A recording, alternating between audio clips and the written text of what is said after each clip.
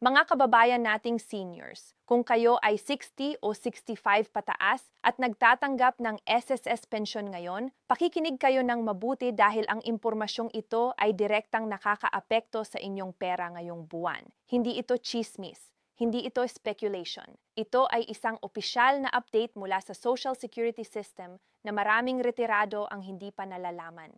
At kung hindi ninyo malalaman ito ngayon, posible na mawawalan kayo ng pera na para sa inyo. Noong nakaraang taon, narinig natin ang balita na may darating na 1,000 na dagdag sa ating monthly pension. Marami sa atin ang nagsabi sana totoo. At ngayon mga kaibigan, totoo nga.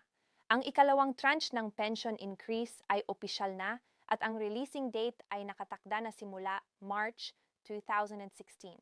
Ibig sabihin, kapag dumating ang inyong pensyon ngayong buwan ng Marso, dapat ay mas malaki na ito kaysa dati. Pero narito ang problema. Hindi lahat ng SSS pensioner ay otomatikong makatatanggap ng buong 1,000 na dagdag na iyon. May mga kondisyon, may mga patakaran, at ang pinakamalungkot, may ilang pensioner na maaaring mabawasan pa ang kanilang tatanggapin kung hindi nila alam ang mga bagong alituntunin. Kaya ngayon, dito tayo sa kitchen table natin at pag-uusapan nating lahat ang detalye. Kung magkano talaga ang mapapala ninyo, kailan ito matatanggap, paano siguraduhin hindi kayo mapag-iwanan, at ang ilang sikreto na benepisyo na maaari ninyong makuha pa bukod sa pensyon. Manatili kayo dahil ang susunod na minuto ay maaaring magbago ng inyong buwan-buwan na kita. Para maunawaan natin ang buong larawan, kailangan nating bumalik ng kaunti. Noong 2022, ipinasa ang Republic Act o ang Social Security Act of 2018 na nagsasabing dapat ay regular na tataas ang SSS pension para mapanatili ang halaga ng ating pera laban sa inflation. Sa ilalim ng planong ito, ang pension increase ay binibigay sa dalawang bahagi na tranches. Ang unang tranche ay naibigay na noong nakaraang taon isang 1,000 na dagdag sa bawat buwan ng pension ng lahat ng current SSS retirees. Ngayon, ang ikalawang tranche na isa pang 1,000 ay darating na simula March 2026. Kapag pinagsama ang dalawa, ibig sabihin ang mga pensioner na nakatanggap na ng unang tranche ay makatatanggap ng kabuuang 2,000 na dagdag sa kanilang original na pension amount. Halimbawa na lang mga kaibigan, kung noong 2023 ang inyong SSS pension ay 5,000 bawat buwan at nakatanggap kayo ng unang 1,000 tranche, magiging 6,000 na ito. Pagdating ng March 2026, dapat ay 7,000 na ang inyong matatanggap bawat buwan. Hindi malaking kayamanan. Pero sa maraming pamilyang umaasa sa pensyon bilang pangunahing kita, ang dagdag na 1,000 bawat buwan ay napakalaking tulong. 12,000 na dagdag sa loob ng isang taon. Iyon ay katumbas ng bagong ref o 3 buwan na kuryente para sa simpleng tahanan. Ngayon, para siguruhin na makatanggap kayo ng tamang halaga, kailangan ninyong malaman kung sino ang kwalipikado at ito ang madalas na pinagkukunan ng pagkalito. Ang pagandang balita ay simple ang pangunahing kondisyon. Kung ikaw ay isang current SSS retiree, ibig sabihin, aktibo kang nagtatanggap ng monthly SSS pension ngayon. Ikaw ay kwalipikado para sa ikalawang tranche ng 1,000 increase. Kasama rito ang mga retiradong nagsimulang makatanggap ng pensyon bago mag-March 2026 at ang mga balo o dependente na nagtatanggap ng survivor pension. Pero narito ang mga dapat ninyong malaman para hindi kayo magkamali. Ang inyong pension record sa SSS ay kailangang updated. Ibig sabihin, ang inyong contact information, telepono, address, at lalo na ang inyong disbursement account ay kailangang tama at bago. Kung ang inyong SSS ay nakalink pa rin sa isang lumang account na hindi na ninyo ginagamit o kaya naman ay isang savings account na nagsara na, posibleng ma-delay ang inyong pensyon. Hindi ninyo gusto yon lalo na ngayong may dagdag ng pera. Pangalawa, kung kayo ay isang bagong retire na nagsimulang makatanggap ng pensyon simula January 2026 o February 2026 lamang, kailangan ninyong hintayin ang kumpirmasyon mula sa SSS kung kailan eksakto ang inyong unang pensyon na may kasamang dagdag. Ang March 2026 ay ang target na implementation date, pero ang proseso ng adjustment ay maaaring tumagal ng 1 or 2 araw pa pagkatapos ng releasing date. At pangatlo, at ito ang pinaka-importanting bagay na gusto naming bigyang diin ngayon. Ang mga pensioner na may outstanding loan sa SSS katulad ng salary loan na hindi pa nababayaran ay maaaring makita na ang kanilang pensyon ay may bawas pa rin. Ang bagong 1,000 dagdag ay hindi nangangahulugang mawawala ang inyong loan deduction. Mananatili ang bawas ng inyong utang pero ang net pension ninyo ay dapat ay mas mataas pa rin kaysa dati ng halos 1,000. Ngayon, pag-usapan natin ang pinaka-inaabangan, kailan eksaktong darating ang pera. Ang SSS ay may systematic na disbursement schedule batay sa inyong SSS number o sa ending digit ng inyong ID number. Hindi sabay-sabay na inilalabas ang lahat ng pension sa iisang araw dahil halos 10 milyong pensioner na ang kasalukuyang nag-aambag o tumatanggap mula sa SSS. Para sa mga pensioner na nakatali sa UMID card o SSS linked bank account sa Union Bank, BDO o Land Bank. Ang releasing ay karaniwang nangyayari tuwing ikaw hanggang ika-15 na ng buwan, depende sa inyong assigned schedule. Para sa mga nagtatanggap sa pamamagitan ng remittance centers tulad ng M. Wheeler, Cebuana Wheeler o Western Union. Maaaring iba ang schedule at madalas ay 1 o 2 araw na mas late kaysa sa bank-based disbursement. Ang pinakamahalagang bagahin ninyo ay ito. Bisitahin ang opisyal na SSS website sa dao.ss.gov.ph o tumawag sa SSS hotline sa 1455 para i-confirm ang inyong specific disbursement date.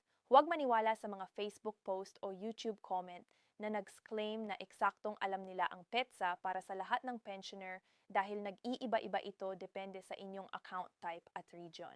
Isa pang magandang option kung meron kayong smartphone o may anak na tumutulong sa inyo, i-download ang MySS app. Doon ay makikita ninyo ang inyong pension history, ang inyong disbursement schedule, at kung magkano ang matatanggap ninyo ngayong March. Ito rin ang pinakamabilis na paraan para malaman kung nai-apply na ang 1,000 dagdag sa inyong account. Mga kaibigan, ngayon pag-usapan natin ang isang bagay na hindi masayang pakinggan, pero kailangan ninyong marinig. Mayroong tinatawag na clawback o pagbabawi ng pera, at ito ay nangyayari sa ilang pensioner na hindi nila alam. Ang clawback ay nangyayari kapag natuklasan ng SSS na ang isang pensioner ay nakatanggap ng pensyon na hindi dapat niya natanggap.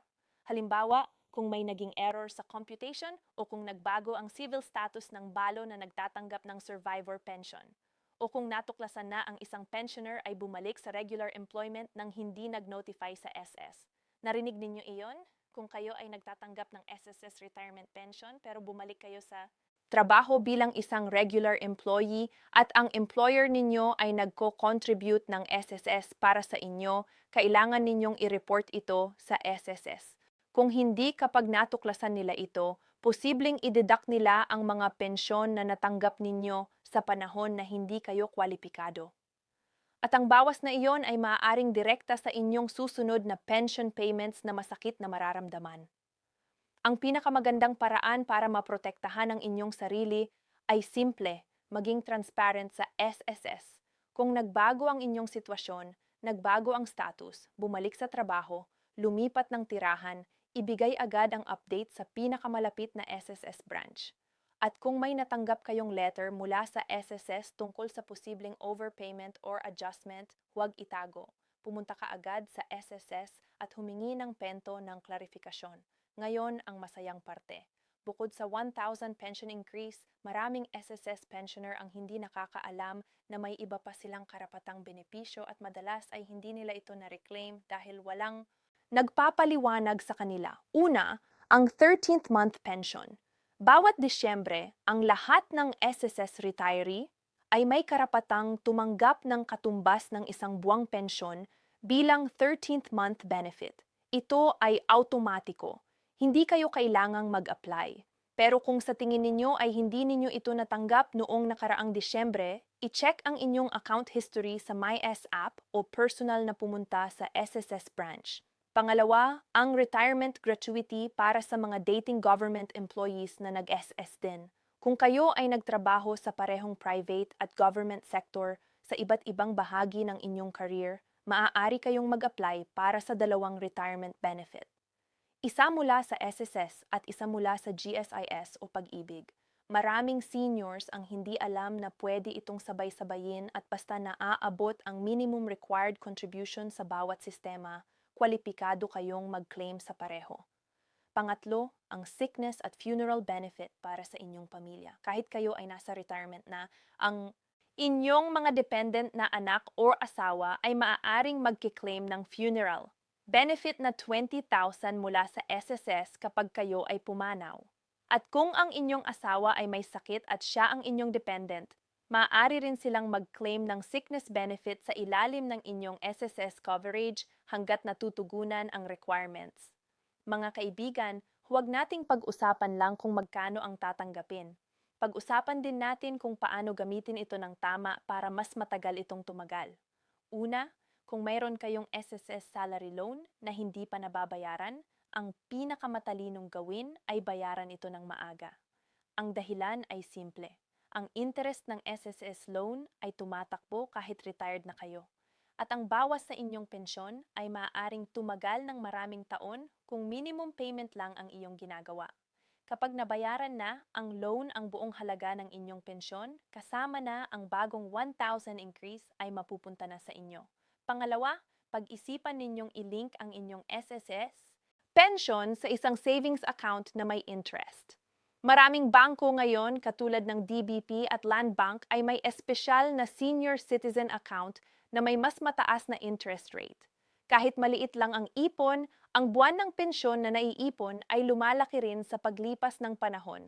At pangatlo, para sa mga senior citizens na 65 o pataas, huwag kalimutang gamitin ang inyong senior citizen ID para sa lahat ng diskwento.